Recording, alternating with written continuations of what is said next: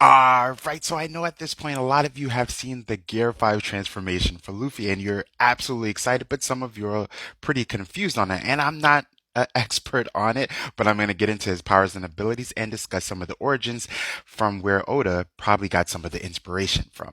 And I know some of you are like, Zen, why are you wearing a Dragon Ball Z shirt and you're doing a video on One Piece? Relax. Now, in number one, this transformation or awakening is absolutely amazing. Now, when you go all over the internet on forums and even on posts and comments, you're going to see some people who are really excited, more people who are truly excited, and some people who are confused and also disappointed. I, for one, am not disappointed. Some people were saying that it's a little bit too cartoony, but when you think about the inspiration that it's drawn from, then you'll understand why it's like that. Now let's talk about what this transformation is doing. It's actually, well, we could look at it a couple ways just in case you're confused.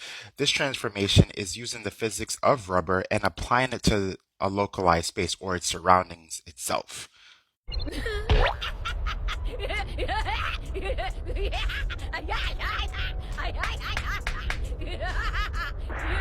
But let's look at this a little bit deeper. It's utilizing the imagination of Luffy and applying the physics of rubber to everything around, right?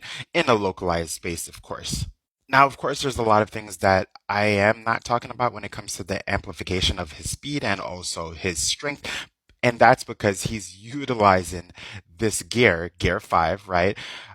Or this awakening in order to amplify his strength and his speed, his durability, based on the physics of rubber itself, right? Through his imagination. So I'm really just speaking about what is changing in the world around him because of the Gear 5 and the power of being Joy Boy.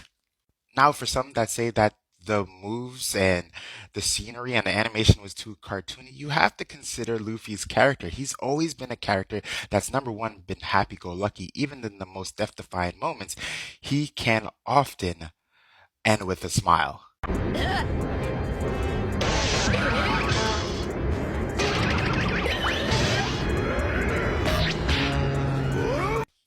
Now, again, some of us might still be confused. So let me use this. We use this terminology in comic books when we're describing characters who have this type of ability, right? We call this reality warping.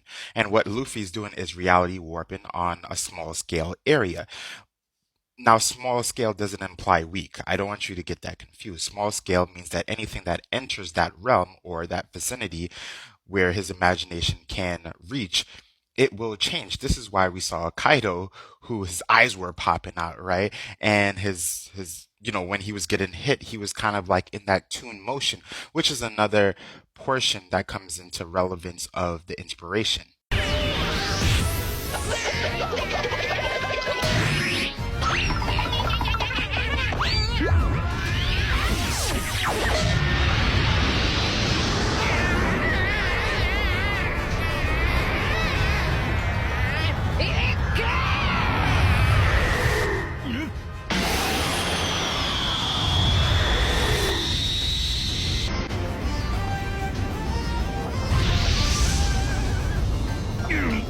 And as stated by Oda, a lot of the inspiration came from Tom and Jerry.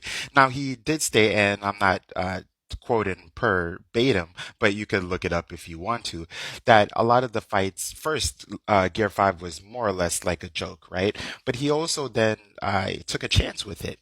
And when you consider like how fights in a lot of other animes, he did consider the status quo of everything being a little bit too serious, and he wanted to move away from that and try something new, but also when you think about it, it falls in lines perfectly with Luffy. So inspiration did come from Tom and Jerry. And when you watch a lot of the fights and you listen to what's in the anime, you're seeing a lot of homage to Tom and Jerry, which is pretty amazing.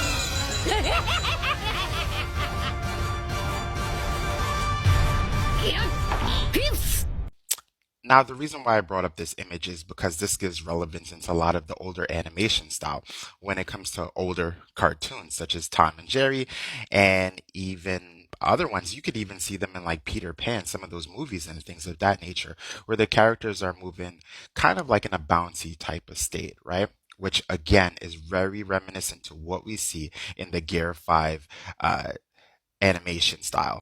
Now, I'm going to read this verbatim so that you could see where possible inspiration came from when it comes to Joy Boy, but the names and how it works are a little bit too apparent for us to not see the parallels, right? So, for the first time in 800 years, he is here. I hear the drums of liberations.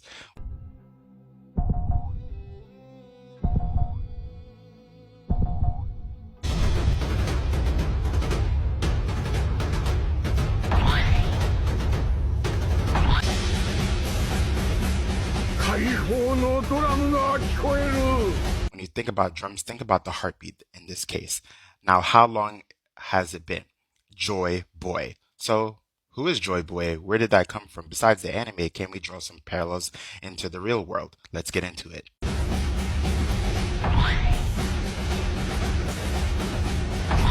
800年ぶりに聞こえる解放のドラム Now, of course, you can research all over the internet, but there's a really great book called The Encyclopedia of Things That Never Were. So let's read a little bit on Joy Boy. And I'm going to read it verbatim because I don't remember it all the way. The West Indian character who personifies the human need to dance, sing, and jubilate. And I'm going to skip a little bit lower, right?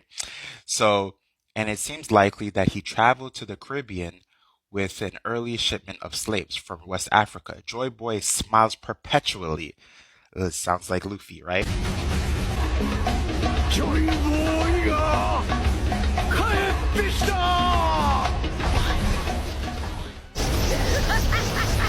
And cures human troubles by tapping out our irresistible rhythm on his drum. Whoever hears the music of Joy Boy is compelled to dance, sing along until he or she has shaken the black cloak of despair from the shoulders.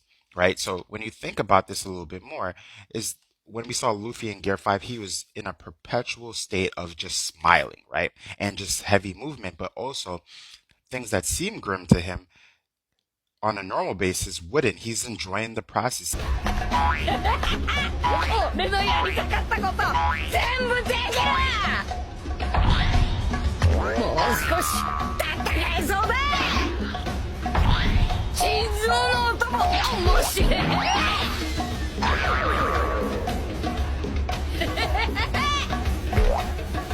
これが俺の最高地点だこれだギュッフィンチャー Like overcoming any kind of black cloud and turning it into a sunny day, right? There's nothing that's coming towards his way that can infect him in a way that makes him feel bad. He is enjoying the battle, he is enjoying the fight, and he's enjoying the freedom, which is something that Luffy speaks about throughout all of the manga when it comes to One Piece. So yeah, that is Gear 5, some of the connections, some of the, I guess, the breakdown of abilities, what he can do, and why some of the things look a little bit cartoony, right? It's taken from inspiration. It's made to make a fight really fun, right? And amazing coming from Oda.